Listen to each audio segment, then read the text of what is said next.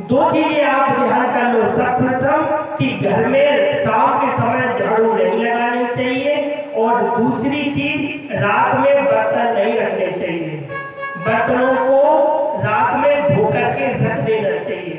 और जो व्यक्ति, जो माता बहन ये काम करती है, उसके घर में कभी पैसे की कमी नहीं रहती है।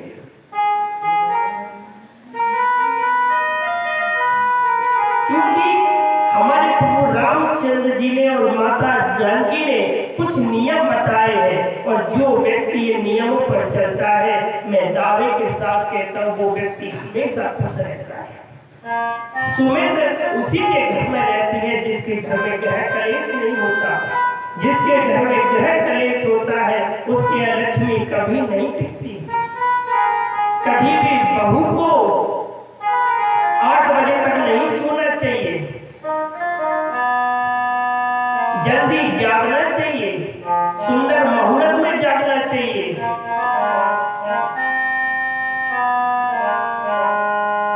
जो माता बहन जल्दी जागती है वे हमेशा खुश रहती है, और जो माता बहन पड़ी ही रहती है उनके घर में आलस रहता है। और जिसके घर में आलस रहेगा तो उसके घर में पैसा रहेगा। पैसा उसी के घर में रहेगा जो नियम से चलेगा, जो नियम का पालन करेगा। ये रामचरितमानस कहती है कि सबप्रथम सुबह उठना चाहिए, नहा धोकर अपने प्रभु की पूजा करनी चाहिए, और ज्यादा कुछ हो सके तो 24 घंटा में एक माला हमारे रामचंद्र जी की करना चाहिए। जिस प्रभु ने आपको ये शरीर दिया है कि आप उनकी माला भी नहीं कर सकते। 24 घंटे में से कि आप 10 मिनट में अपने राम को नहीं दे सकते। जो व्यक्ति हमारे प्रभु के लिए एक माला करता है, क्योंकि एक के साथ सब सदे और सबके साथ सब जाए। बस आप रामचंद्र जी को पकड़ लो। हम दावे के साथ कहते हैं आपके घर में कभी पैसे की कमी नहीं होती।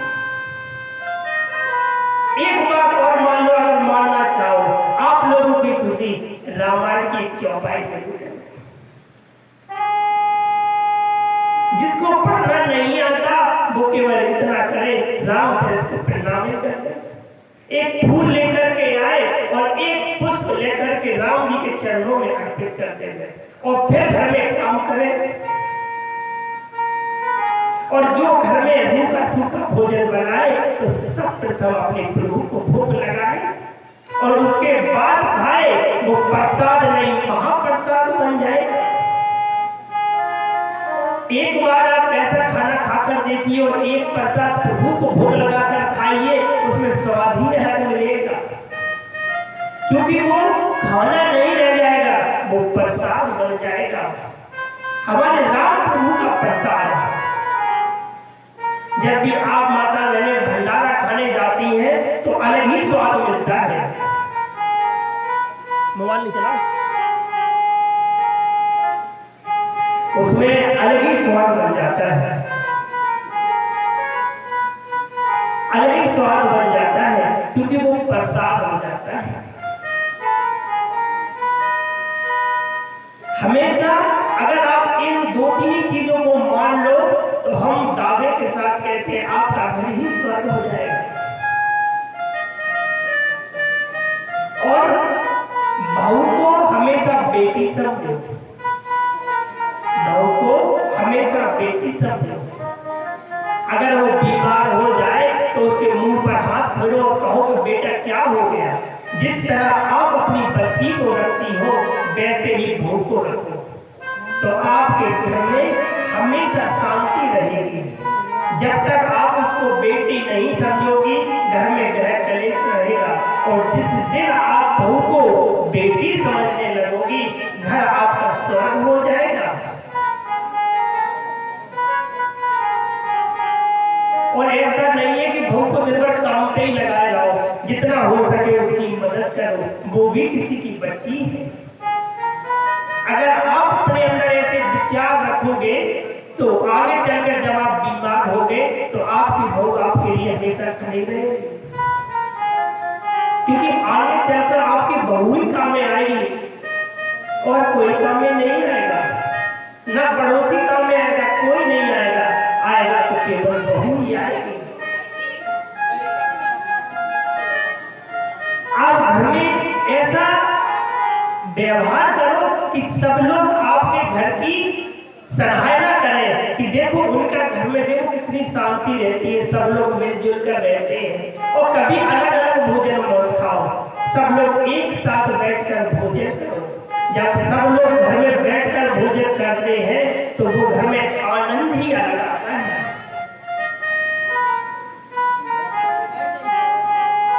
और रामचरितमानस एक चीज और कहती है कि कभी भाई का हक मत खाओ,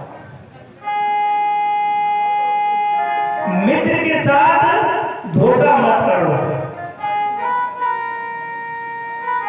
मित्रता की है तो उसको निभाओ।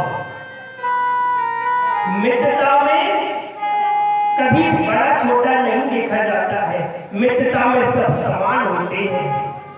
अगर मित्र को अगर जरूरत है तो दूसरे मित्र का कर्तव्य है कि उसकी मदद करें। अगर वो गरीब है तो ऐसा नहीं है कि उसकी हंसी उड़ाए, उसकी मदद करना चाहिए। अगर प्रभु ने आपको सामर्थ्यवान बनाया है, यही तो परीक्षा की घड़ी होती है।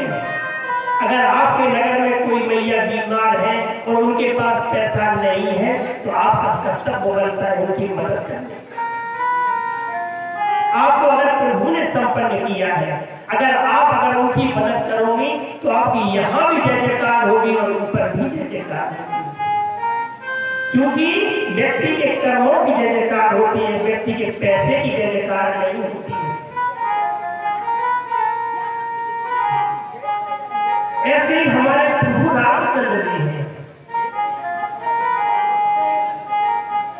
राम जी का तो जितना भी और हरि अनंत कथा अनंत, हरि की कथा तो अनंत है।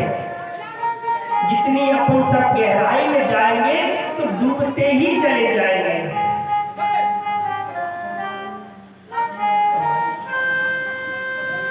माया का मारीच चला, मायापति को भगवान, मायापति का मारीच। जब लक्ष्मण जी चले गए तो रावण बच्चा मांगने के लाने आया, बच्चा मांगने के लाने साधु का भेष बना लिया। और हमेशा एक चीज विशेष ध्यान रखें माता बहने, किसी साधु को अगर आपको भिक्षा देना है तो द्वारे पर आकर देना चाहिए, उसको अंदर नहीं ले जाना चाहिए। क्योंकि कल का समय और आज के समय में बहुत अंतर है। जब भी आप भिक्षा दें तो द्वारे पर खड़े होकर देना चाहिए। तो माता सीता जब भिक्षा देने के लाने आई तो उन्होंने कहा कि हम ऐसे भिक्षा लेने वाले नहीं है, हम बहुत बड़े साधु हैं, हम बहुत बड़े साधु हैं, भिक्षा ऐसे नहीं लेते हैं, देना है तो बाहर आके दो, वरना हम नहीं लेंगे। बाहर आके दो, कहने की हाँ हम बहुत बड़े साधु ऐसे नहीं लेते। उनके हमारे देवर ने कहा है कि आप यहीं से ले लो महाराज, हम बाहर नहीं आएंगे। तो उन्होंने कहा तुम हमारा उपहास कर रही हो, तो हमें जानती नहीं हो, हम अपने एक ही शराब से सब कुछ भस्म कर देंगे। महाराज आप शराब मत दो, हम आपको भिक्षा बाहर दे देते हैं। और जैसे ही लाइन पार कर, जो माता बहन लाइन को पार कर देती है उसकी ना यहाँ जय जयकार होती है ना ऊपर जय जयकार होती है। पत्नी के लिए पति ही सर्वोपरि होता है, उसका भगवान होता है, उससे बड़ा कोई नहीं होता है। इतिहास उठाकर देख लीजिए, माता अनसुईया का चरित्र हमें यही सिखाता है। पत्नी के लिए पति ही भगवान है। कोई व्यक्ति 4 करोड़पति हो जाए, अरबपति, तो हमें क्या करना? हमें ठाकुर जी ने और प्रभु ने जिस घड़ी में दिया है यही हमारा स्वर्ग है। हमें दूसरे के घर में नहीं जाना, अपने घर को ही समझना चाहिए, ना कि दूसरे के घर को देखकर ईर्ष्या करनी चाहिए कि वो इतने बड़े पैसे वाले हैं। अरे जब आपके कर्म अच्छे होंगे तो आज नहीं तो कल आप भी पैसे वाले बनोगे। और अगर वो पैसे वाला बना है तो या फिर उसने मेहनत की है, ये ईश्वर की बहुत बड़ी कृपा है। आप भी मेहनत करो, ईश्वर का भजन करो, भगवान आपको भी देंगे। पर थोड़ा बहुत तो आपको भगवान का भजन करना ही पड़ेगा। जिस घर में भगवान रामचंद्र जी का भजन होता है उस घर में हमेशा शांति रहती है, और जिस घर में राम जी का भजन नहीं होता है उस घर में खटपट होती ही रहती है। इसलिए भगवान रामचंद्र जी का भजन हर घर में होना चाहिए। तो जैसे ही सीता माता अंदर से बाहर निकल करके आई, जैसे ही आई तो रावण ने अपना रूप रख लिया, भयंकर रूप रख लिया, और सीता को उठा करके पुस्तक विमान में बैठा के ले जाने लगा, ले जाने लगा। अब वो चिल्लाने लगी,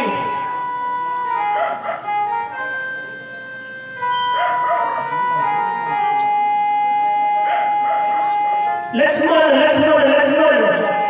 राम राम को नहीं कह सकती कि लक्ष्मण लक्ष्मण बचाओ बचाओ बचाओ, क्योंकि पति का नाम नहीं लिया जाता है।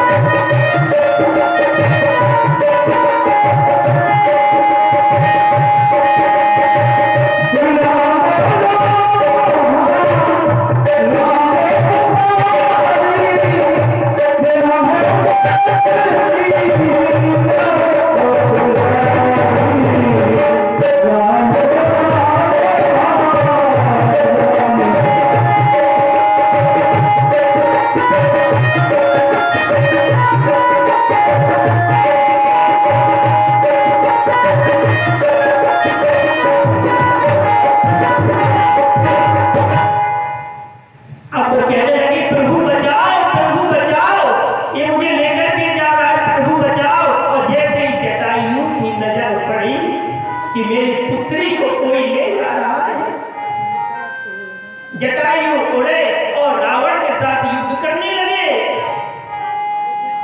रावण के साथ युद्ध करने लगे तो रावण ने अपनी तलवार से उनके पंखों को काट दिया। पंखों को काट दिया तो जमीन पर गिर गए। राम राम राम राम राम को पुकारते, राम ही राम, राम राम राम, बार बार राम। और यहाँ राम और लक्ष्मण ने, और वो रावण लेकर के चला गया। और यहाँ राम और लक्ष्मण जैसे ही दोनों आते हैं, मैंने कहा लक्ष्मण तुम यहाँ कैसे? मैंने कहा भैया तुम्हारी आवाज आई थी। मैंने कहा तो माया का मालिक था, अपन लोगों को ठगने के लिए आया था। हमें तो ऐसा लगता है जनकनंदिनी सीता वहां नहीं है, जल्दी चलो। दोनों भाई भागते हुए गए पर वहां कोई। लक्ष्मण चिल्लाने लगे भाभी भाभी भाभी, चारों तरफ चिल्ला। आज हमारे प्रभु रामचंद्र जी पर बहुत बड़ी विपदा आ गई है। ऐसे इंसान पर विपदा आ जाती है। जब इंसान पर विपदा आ जाए उस समय बड़े धैर्य से काम करना चाहिए, अपना धैर्य खोना नहीं चाहिए, क्योंकि हर एक व्यक्ति के जीवन में विपदा आती है। उस समय घबराना नहीं चाहिए, अपने प्रभु पर विश्वास रखना चाहिए। वो प्रभु ही आपको उस विपदा से बचाएंगे और निकाल